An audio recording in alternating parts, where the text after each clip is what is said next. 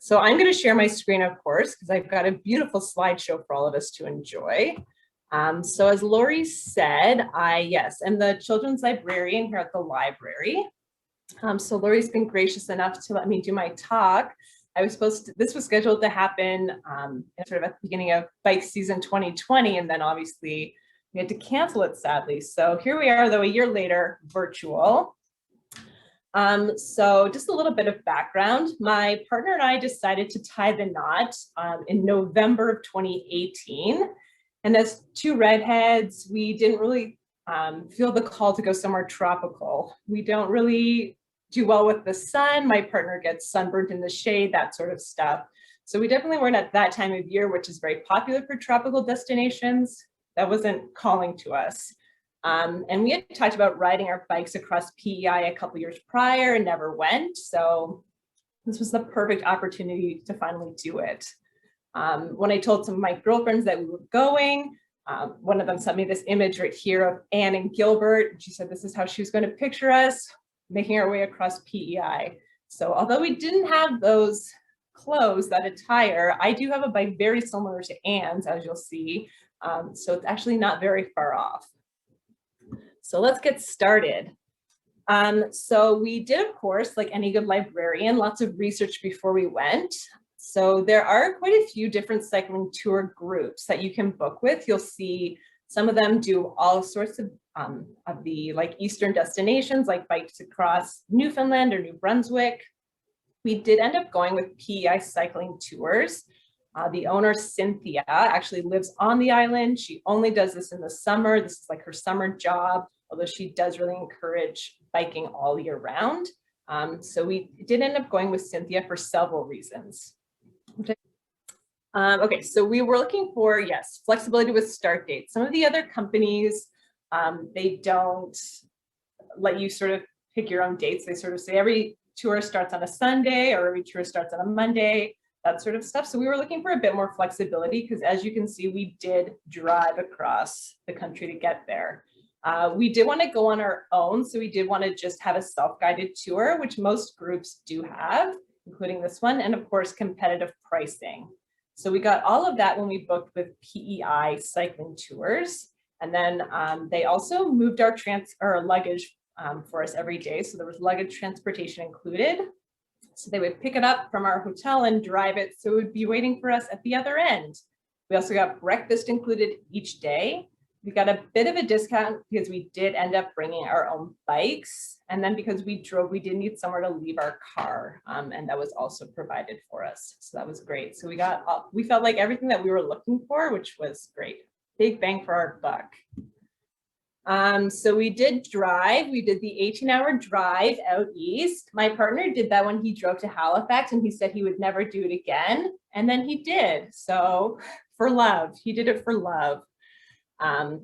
So this is going across, of course, the Confederation Bridge, which is about 5 kilometers of bridge getting us over to the island of P.E.I. So we felt like we were in the home stretch here. This was a long day. We did it in 2 short ones. My brother-in-law lives in Kingston. So we went from Collingwood to Kingston Friday night, and then we did the rest of the drive on Saturday. So we were in the car for close to 14 hours on Saturday. So we don't necessarily recommend that if you can avoid it. So after a long drive, we did give ourselves a pretty lazy day in Charlottetown, just to sort of explore and sleep in and just enjoy the day, basically. So if anybody remembers, so far back, the spring of 2019, it was pretty cold and wet, like right through to the end of June. It poured rain 2 days before we left. And so we were so happy to see the sun was shining out east. I was already ready to move here. I was like, the sun only shines on the East Coast. It never rains here. You'll see that it does, but this was such a breath of fresh air. So that was so nice. So this is in Charlottetown, right downtown. You stay at this sort of like a bed and breakfast. So it's quite picturesque, really beautiful. And we did, just take our bikes around Charlottetown for this first day. So similar to Collingwood, they have a very active waterfront, a lot of trails, a lot of bike riding and rollerblading down there, a lot of ships coming in. A lot of nice tourist attractions. I believe they change this the year number every year as well. A great photo up there. They have a lot of historical landmarks as well down at the waterfront, of course. Lots of historical signs, which we also have around town. So very similar to Collingwood again. Like any good librarian, I visit the public library everywhere I go. So this is the main library in downtown Charlottetown, the only one actually. So I thought it looked like something maybe out of the Hunger Games, a little post-apocalyptic almost. It's architecture, but to each their own. So of course I had to go in. John's always very patient with me when I make him go on those excursions. And then you know, you're thirsty after some bike riding. So we did go to some of the local watering holes. So we did go to Red Island Cider, which is a tiny, tiny cider house that had just opened a few weeks prior. And we also went to the P.E.I. Brewing Company. There was one other one we went to, Upstreet Brewery, which was not photographed here. And you'll see we're going to go to some other breweries later on. My partner also used to do home brewing, so this was a big excursion for him as well. Okay, so we're going to get into some bike riding. So after we were done, yes, having a great time in Charlottetown, we did have to get to work. So this is sort of the rough route that we took across the island. You'll see that for most of it, we were on the Confederation Trail, although there is a section that we do on the road. So we're gonna sort of see each day broken down, but this is what the whole route basically looked like. So your first day, Cynthia picks you up down in Charlottetown and you get driven out on a shuttle out to North Cape, which is the very tip of the island. And our first day, we rode about 55 kilometers down to Mill River. So this is right at the north end of the island. This is North Cape. There's a visitor center there, you know, washrooms and souvenirs and stuff like that.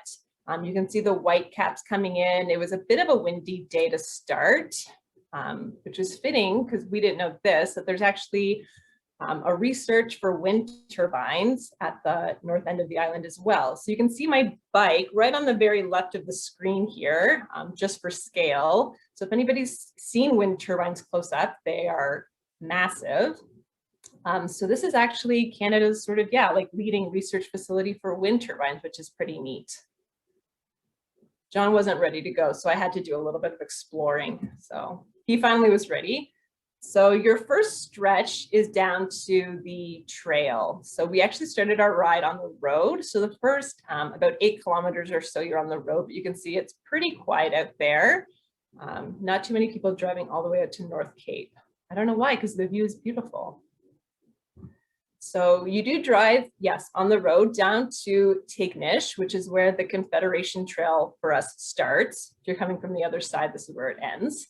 And you can see that the trail is, again, very similar to Collingwood's, that sort of hard-packed gravel.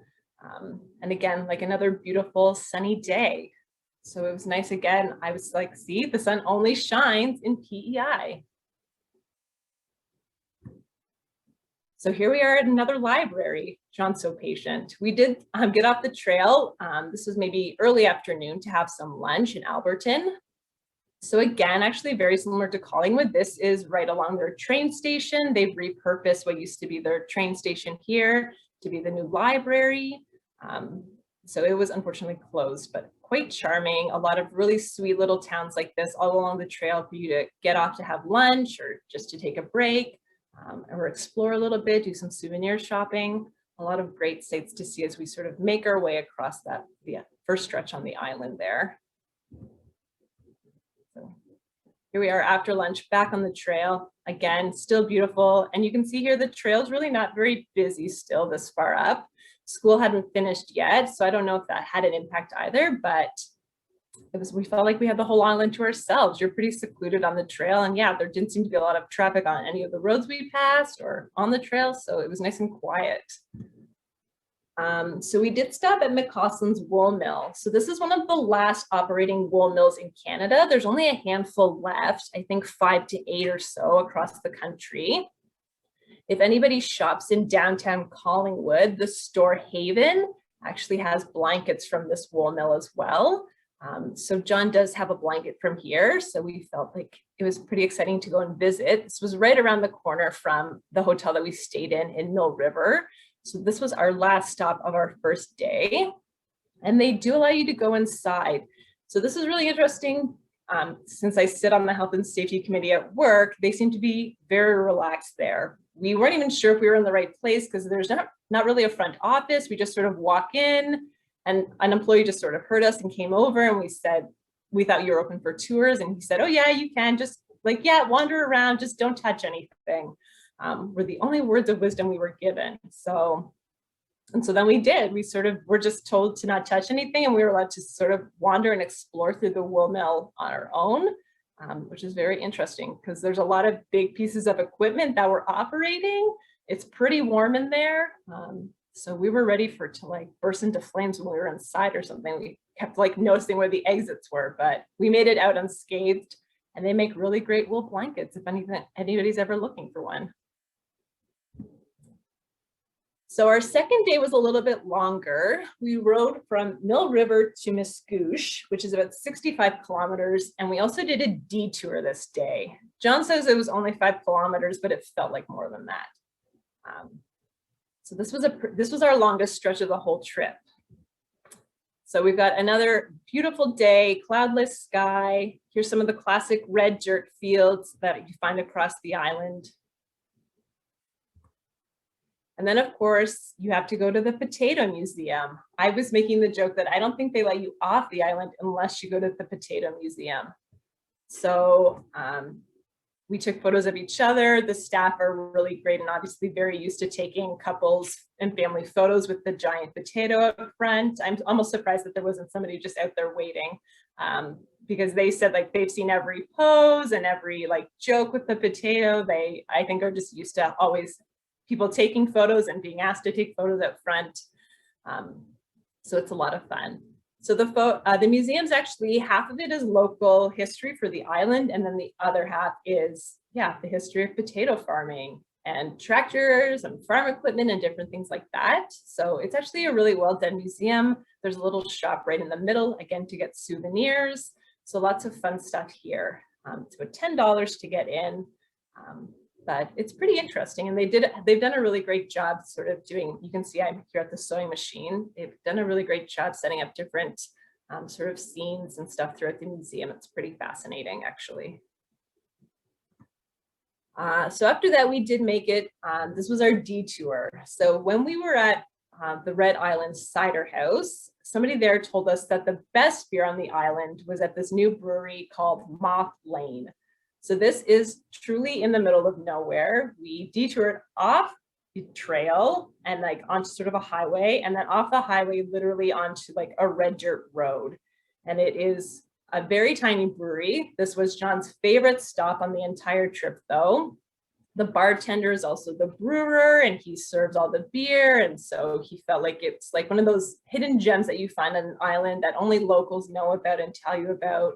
So it's very tiny. And this is the view, this top photo from the balcony. So, I mean, we really are like at the end of a red dirt road here. So a really beautiful spot, but unless like there was no signage. So unless you were told that it was there, you would have no idea. So John felt like it was the hidden gem that he was looking for on this trip. So after that, we carried on our way. So we're back on the trail. It felt like forever to get back, although John again assured me, no, only 5 kilometers, but it always feels like more. So you come across all these signs as you make your way through the different towns as well. And you'll see in another picture farther on, just beside me here, there's lots of little covered patios, picnic benches and things like that. So you can stop again on your route to have picnic lunches or little snacks or take a break. You're going to see that we used ours for shelter from the rain. It is coming. It doesn't look like it in these beautiful pictures here, but the rain is coming for us. So the flowers that are growing actually are, I don't think they're actually bulbs, but they do grow primarily out on the East Coast. They're called lupins, and they only bloom for about 2 or 3 weeks. So they just happen to be blooming while we were there. And you do see them all the way across the island. So they're quite lovely. And then in the background is something called a dairy bar. So this is also very popular out on P.E.I. So it's sort of like a old time, if you will, like ice cream burger shop. You know, they call your number out, number 65, your order's ready. And then you go back up there to get your burgers and shakes. But everybody on the island, all the locals tell you that you have to go to one when you're on the island. So they're in a lot of the little towns as well, sort of spread out. This one is right next to a school, actually. There's a little zip line there that they built so the kids can use that. We were there on what actually was the last day of school. And this was really sweet because when we were there, school was let out. And the bus drivers actually had paid for all the kids to get an ice cream cone. So they all came running over after the last bell. So that was really sweet. We had made it obviously just in the nick of time ahead of these 80 kids or so that came over to get their ice cream, but that was really fun to see. So the rest of the trail was quite long for me. There weren't a lot of photos. I was getting agitated. John kept telling me that we only had 10 more kilometers to go. And then I was like, I know we've gone 10 kilometers, like we've got to be getting close. And he would say, no, we still have 8 more. And I was like, no, we've definitely gone more than 2 kilometers. What are you talking about? So we did finally make it to Mascouche, which is a really tiny town. And we stayed at a bed and breakfast there. And you actually have to take a cabin to Summerside, which is where these photos were taken on the waterfront in Summerside, which is probably my favorite place that we stopped on the trip. It's a really sweet little town. It has a little brewery. It has a beautiful waterfront, lots of great places to eat. So John and I always joke that we're going to retire out to Summerside. So just 20 more years to go. So we're almost there. So this is a really great spot. So I would say that if you're going to go and stay somewhere on P.E.I, I would recommend Summerside. So our third day, Cynthia shuttles you from Mascouche out to Cavendish. And this was on our original itinerary because it's a pretty long day otherwise. John was determined, though, to not let an inch of P.E.I go unridden. So he got up early and he did ride his bike the 80 kilometers from Mascouche to Davay by the Sea. I said, I'll see you in Cavendish. So Cynthia picked me up and I got my scenic drive out to Cavendish, and then I only rode 50 kilometers that day. But not John, he's very determined. So that was great. So of course, Cavendish is known most for Anne of Green Gables. So this is the Green Gables Park, which is a federal, like a Canada Parks Canada. So it's very well maintained, very well organized. They have to be, it's a very popular tourist destination. There was, I think, 5 buses, tour buses that were already there. And I want to say that we got there around 10 or 10:30. So they do, yeah, they have a lot of visitors each day, I can only imagine. So it's very well maintained. So this is obviously the house, and you can go inside and see all the different rooms. They've got lots of different things set up inside and tour guides. It's quite lovely in there as well.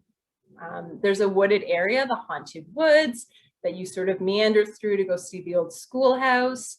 And then you come out the other end, actually next to the cemetery where Lucy Maud Montgomery is buried. So this is all very well maintained as well. There's also a little museum sort of about Lucy Maud Montgomery and her life. And so there's lots to see and do there. And it's quite picturesque, as you can see, and beautiful. So this is down at the waterfront in Cavendish. So we're actually still in what's considered parkland. So you'll see that we are going to ride for a little bit on paved road there, paved shoulder. So we're technically in the parkland. This day was a little bit overcast, but it was still pretty warm. I think it was about 18 degrees or so this day. So that was nice. So perfect for riding because we weren't actually, the sun wasn't beating down on us anymore.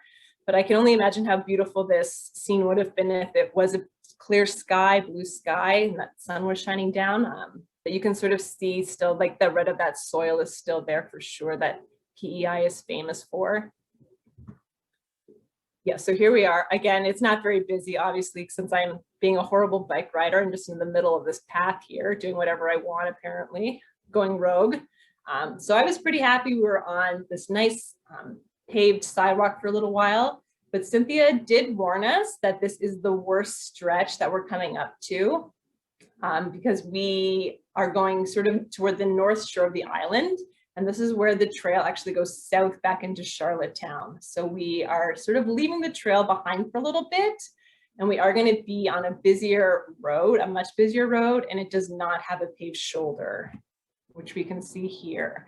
And this road now has a lot of hills, a lot of turns. For some reason, I'm not sure why, I thought that P.E.I was fairly flat. It's not. There's a lot of beautiful meandering hills and valleys, and it really put us to the test for sure. So you can see that I was still off to the side a little bit for my own safety as much as possible. And Cynthia just said, you know, you're going to be on this road for an hour or two, just like hold on to your handlebars and like hug that white line. And that is exactly what I did. At the end of that though, thank goodness we made it to the end. You come to a place called the Dunes. So this was my other favorite place on the trip. This is actually like a huge artist complex that you can see. So this is run by a couple that one is local to P.E.I and he met his partner down in Bali. So they spend their summers in P.E.I and they winter down in Bali. And the one who's local, his father's actually an architect and he designed this sort of artist plaza for them. So it's a restaurant. This is where we ate lunch. And it's also a pottery studio. There's people that do woodwork and make jewelry. There's people that do painting, textiles, like large furniture that's made of wood as well. There's a huge garden out back with a lot of water features. So this is the other place that I would highly, highly recommend visiting. If you're on the island, go to the Dunes. This is a really amazing spot.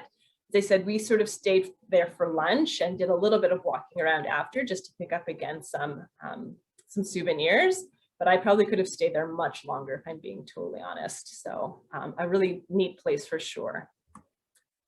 So we're pretty happy again. We're sort of back into provincial parkland right now. So we're back on paved sidewalk. So I was so happy now. I've made it through the worst of the trip, or so I thought. I've been fed and I'm back on the sidewalk. So, and we can see like some blue skies just peeking out here. So we came, the other thing you should know about me is that I really love lighthouses. I think in a future life or a past life, I should have been a lighthouse keeper. I should be one even now, maybe. And as we've made our way across the island, we're getting closer and closer to the lighthouses as well. So this is one that we sort of stumbled across on our ride into Dalve. So we sort of went, it's built right on top of a sand dune, as you can see. So we sort of went up and down to the water. And took some photos here as well. And again, you can see that blue sky starting to peek out just a little bit. So this photo is taken inside Dalve by the sea. So this is the oldest hotel on the island. It was built in 1899. I say that it's the Titanic of hotels because as you can see, it has some really beautiful architecture. You'll see a picture of the outside. It has a lot of beautiful stonework as well. So some of the rooms are quite small, so really like a bed and a dresser is all that fits in there. But it has a huge and beautiful wraparound porch where we had a couple of cocktails before dinner. It has a massive fireplace that's always burning. Like I could have walked into this fireplace. It's really quite a stunning property. And I think I had asked specifically to stay at this hotel on our trip, but I think that Cynthia actually does often book people here because it is such an amazing place to stay. It's quite picturesque. So this is our 4th day. So we've got another long one, not quite as long as the one before, but we're basically going to go now from Dalve by the Sea to St. Peter's Bay. So here I am outside of Dalve by the Sea. So you can see it's quite beautiful here as well. From the outside even. If anybody's a fan of the Royals and remembers when Kate and William came to visit Canada, and William did a sort of a test landing on the water in his helicopter. He did that actually at Dalve by the Sea. So if there's any royal fans out there, fun fact. So about 20 or 30 minutes after this photo was taken, it started to rain. And this is when we were still so positive that this must be a fluke. This is gonna let up. Let's just see how it goes. We'll pull over for a little bit. It didn't let up, you guys, it didn't. It rained for about 9 hours that day. So it started and it didn't stop. So we didn't take a lot of photos this day, unfortunately. You can't tell very well in this photo. It's a little bit darker, but if you look really closely, you can almost see all the raindrops on the water there. It was really raining, and it was about a high of 7 this day. So not great weather for biking. To add insult to injury, I think in Collingwood this day it was about 28 degrees and sunny. So they were getting the weather that we had a couple days prior, had made its way to Collingwood, and now we were sort of stuck with the rain. So as I said, yeah, it rained for about 9 hours.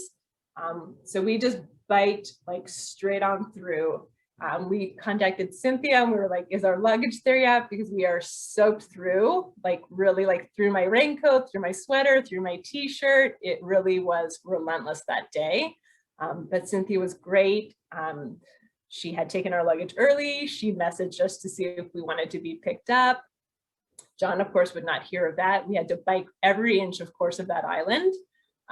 So we did make it, and we stayed at St. Peter's this day, St. Peter's Inn. And so they actually have sort of, as you can see, these little almost like cottages out front.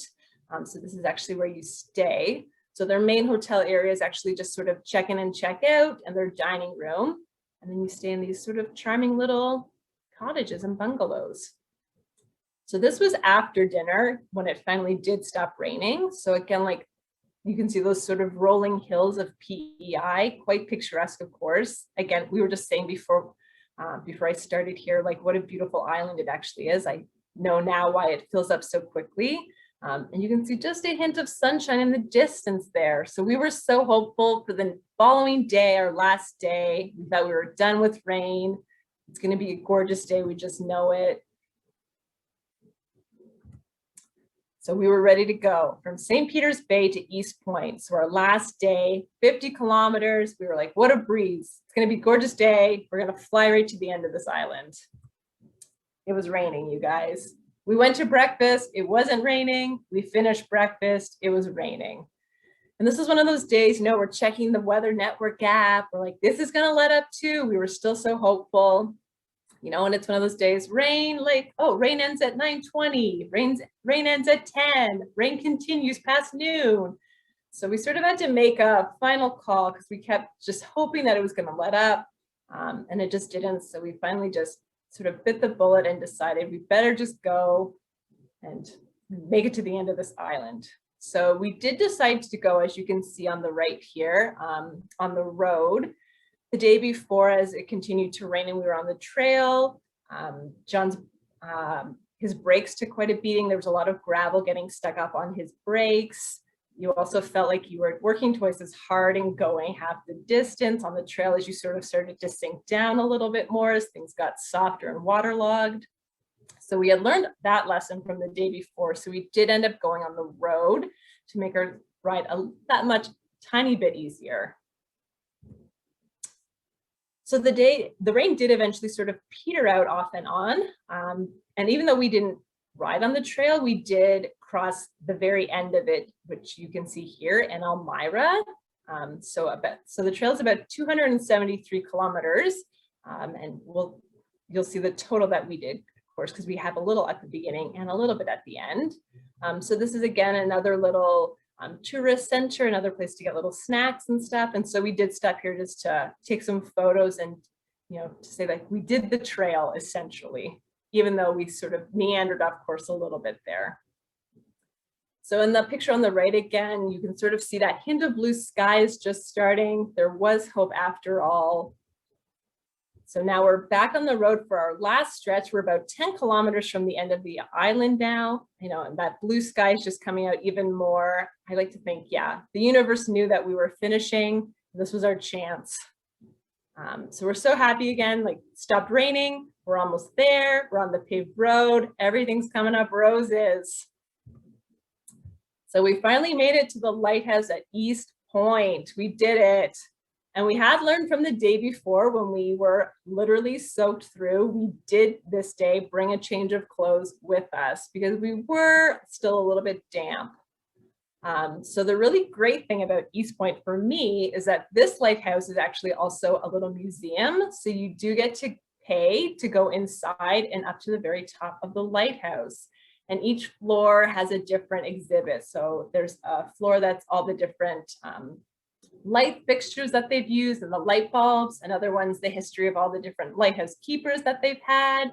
So it's actually really fascinating. And then you crawl up a tiny little ladder for one to the very top here with the light. And you can see behind us, the blue skies have opened up. It's gorgeous. So we definitely ended our trip on a high note for sure.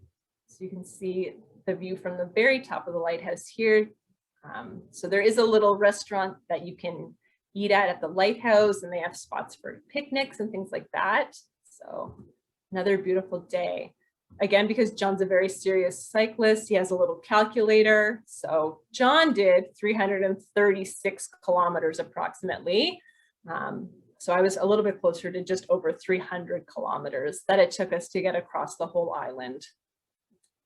Cynthia does come and pick you up at the lighthouse, of course, and she'll take you back to Charlottetown, and then she takes you anywhere you want to go on your way back to Charlottetown as well. So we did stop at a distillery on our way back, because we'd already been to quite a few breweries, but she sort of suggests some places to stop because she really likes to get to know everybody that comes as well.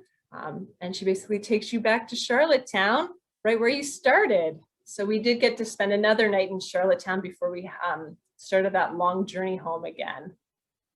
And that was our whole trip. It seems so fast when you go through it on slideshows, but I know, not when you're doing it, it doesn't always feel that fast.